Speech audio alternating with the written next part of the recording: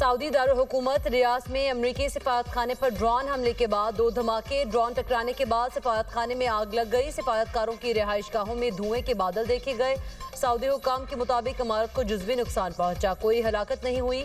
अमरीका ने सऊदी अरब में तमाम कौंसलर सर्विसेज मुअत्तल कर दी। अमरीका का कुवैत में सिफारतखाना बंद करने का ऐलान। हुकाम का कहना है कुवैत में सिफारतखाने को ताहुक्म सानी बंद किया जा रहा है। इराक में अमरीकी सिफारतखाने का गैर ज़रूरी अमले को छोड़ने का हुक्म। सिक्योरिटी खतरात के पेश नज़र बगदाद के बैनुल अक़वामी हवाई अड्डे को इस्तेमाल न करने की हिदायत। अमरीका की अपने शहरियों को मशरिक़ वसत से फौरी इनखला की हिदायत। अमरीकी सदर ने कहा सिफारतखाने पर हमले का रद्द-ए-अमल जल्द सब देखेंगे, सख्त जवाब दिया जाएगा।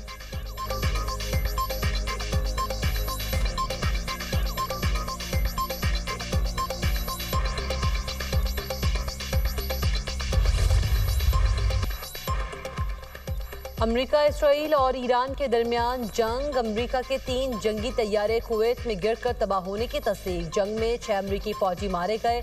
अमरीकी सेंटकॉम का खलीज ओमान में मौजूद तमाम ईरानी जहाज तबाह करने का दावा। कहा 2 दिन पहले यहाँ ईरानी नेवी के 11 जहाज से अब कोई नहीं। अमरीकी दावे के बाद पासदारान इनकलाब की कड़ी वार्निंग। कहा अपना हुर्मुज़ मुकम्मल बंद है, किसी भी जहाज ने गुजरने की कोशिश की तो राख बना देंगे। ईरानी पासदारान इनकलाब का अपना हुर्मुज़ ने अमरीका के तेल बरदार जहाज पर हमले का दावा। नेतन्याहू के दफ्तर और इजरायली फजाई के हेडक्वार्टर्स पर भी हमले। पासदारान इनकलाब के मुताबिक जंगी मुजरिम वज़ीर आज़म के दफ्तर को निशाना बनाया। नेतन्याहू के अंजाम के बारे में मालूमात नहीं।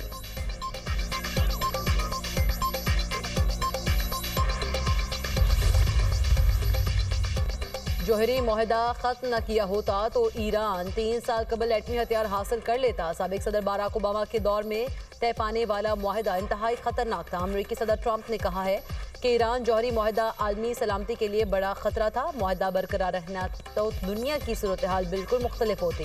अमरीकी सदर का ईरान के खिलाफ तवील जंग लड़ने का इंदिया। कहा अमरीका के असलहा ज़खायर तारीख की बुलंद तरीन सतह पर है। हथियारों का इतना ज़ख़ीरा है जिससे तवील जंग लड़ी जा सकती है। ईरान में ज़मीनी फ़ौज भेजने की भी ज़रूरत पड़ सकती है।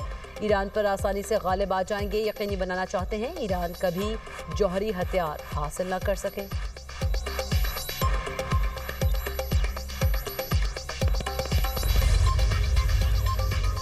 ट्रंप ने ईरान में रिजीम चेंज का पागलपन तर्क ना किया तो तीसरी आलमी जंग होगी। रूस का ईरान जंग के हवाले से बयान। सलामती काउंसिल के नायब सरबराह दिमित्री मेदतोव कहते हैं ईरान अमरीका और इसराइल के हमले बर्दाश्त कर लेगा। अमरीका ने हमले करके ईरान कौम को मुत्तहिद कर दिया है। ईरान अब दुगनी कोशिश करेगा न्यूक्लियर हथियार हासिल करे।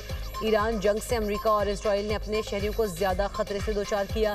ये अमरीका और इत्तेहादियों की जंग है ताकि वो दुनिया पर अपना गलबा कायम रख सके।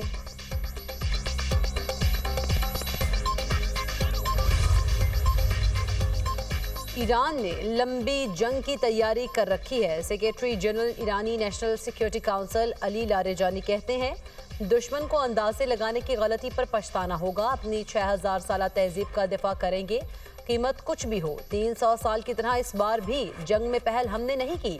ईरानी मंदूब सईद इरवानी ने मीडिया से गुफ्तगू में कहा ईरान अपनी खुद मुख्तारी का हर सूरत दिफा करेगा। इसराइल ने शहरी मकामात को निशाना बनाया। हमलों में बेगुनाह बच्चे और आम लोग शहीद हुए। स्कूलों, हस्पतालों और रिहायशी इमारतों पर हमले किए जा रहे हैं। अक़वाम मुत्तहिदा को इस किस्म के वाक़यात पर खामोश नहीं रहना चाहिए।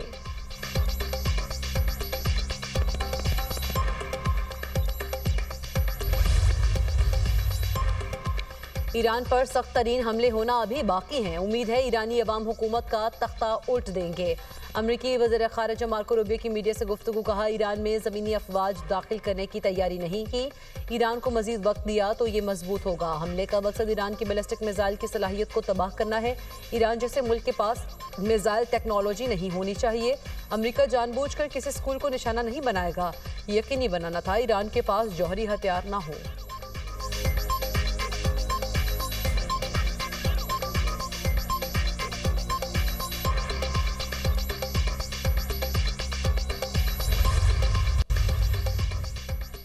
अमरीका ने इसराइल की मुंतखब जंग में हिस्सा लिया। रूबियो ने वो बात कबूल की जो हम सब पहले ही जानते थे।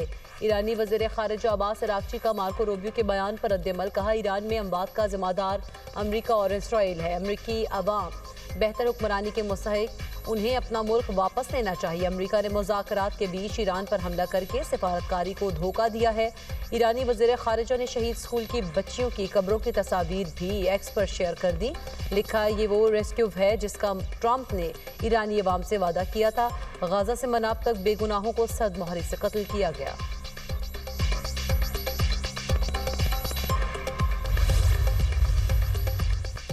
इजराइल और अमेरिका की तेहरान पर बमबारी। ताज़ा हमले में पासदारान इनकलाब के 5 एहलकार शहीद। इजरायली हमलों में ईरानी सुप्रीम लीडर आयतुल्ला खामेनी की अहलिया भी शहीद। मंसूरा बाकरजादा हफ्ते के रोज़ होने वाले हमले में शदीद जख्मी हो गई थी। सियासी अस्करी अहदेदारान समेत 555 अफराद शहीद हो गए। अमेरिका और इजराइल ने ईरान के 131 शहरों पर हमले किए। बनाब शहर में स्कूल पर हमलों में 165 तालिबात समेत 220 अफराद शहीद हुए। इजरायली फौज का ईरानी टीवी हेडक्वार्टर्स पर हमला। ईरान का तल अबीब पर मिसाइलों से जवाबी हमले। इजरायली पुलिस के मुताबिक तल अबीब में एक शख्स जख्मी। ईरानी मिसाइल का मलबा गिरने से शहरी को शदीद चोटें आईं।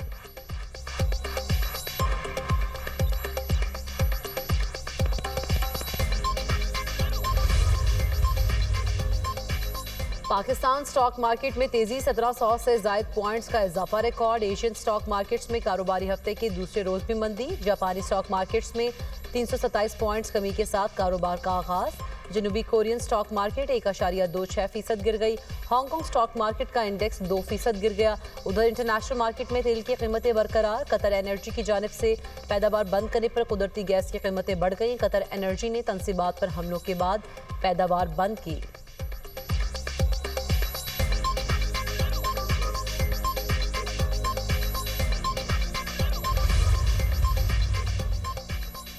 खत्ते में जंगी सूरत हाल के बायस आज भी पाकिस्तान से परवाजें मनसूख। यूएई, बहरीन, कुवैत, कतर समेत दीगर मशरिक़ वस्ता की 116 परवाजें मनसूख की गईं।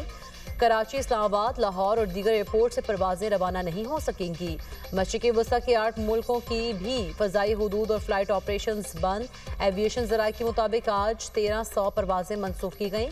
1 और 2 मार्च को 3400 परवाजें मनसूख हुईं।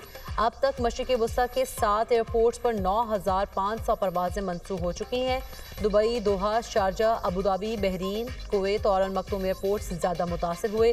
अबूधाबी और दुबई एयरपोर्ट पर फंसे मुसाफिरों के इनखला के लिए खुसूसी परवाज़ों का ऑपरेशन शुरू कर दिया गया।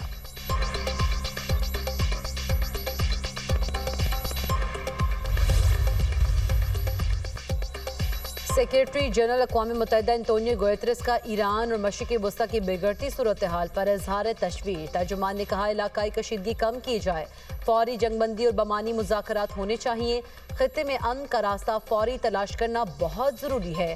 खलीजी ममालिक के मदद के लिए फ्रांसीसी मुदाखलत इंतहाई तशवीशनाक है। तमाम फ़रीक़ैन मुज़ाकरात की मेज़ पर वापस आएँ और सिफारतकारी को तरजीह दें। फौरी इक़दामात के बगैर सूरत हाल काबू से बाहर हो सकती है।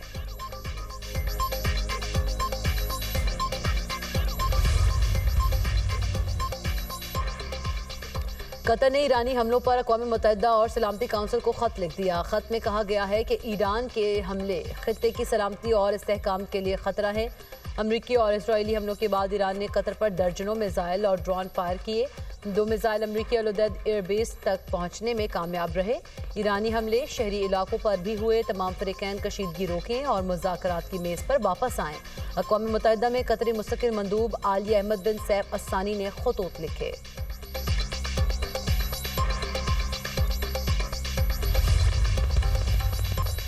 पाकिस्तान की अफगान तालिबान के खिलाफ मौसर जवाबी कार्रवाई जारी। सिक्योरिटी ज़राए के मुताबिक भरपूर फ़ज़ाई कार्रवाई के जरिए जलालाबाद में म्यूनिशन डिपो और ड्रोन स्टोरेज को तबाह कर दिया। अफगान तालिबान की जारियत के जवाब में पाक अफवाज की मौसर और तबाहकुन जवाबी हमलों में अफगान तालिबान और फितनल खवारिज को भारी नुकसान का सामना। सिक्योरिटी फोर्सेज अफगान तालिबान रजीम की जारियत का मुंह तोड़ जवाब देने के लिए पुरज़्म हैं।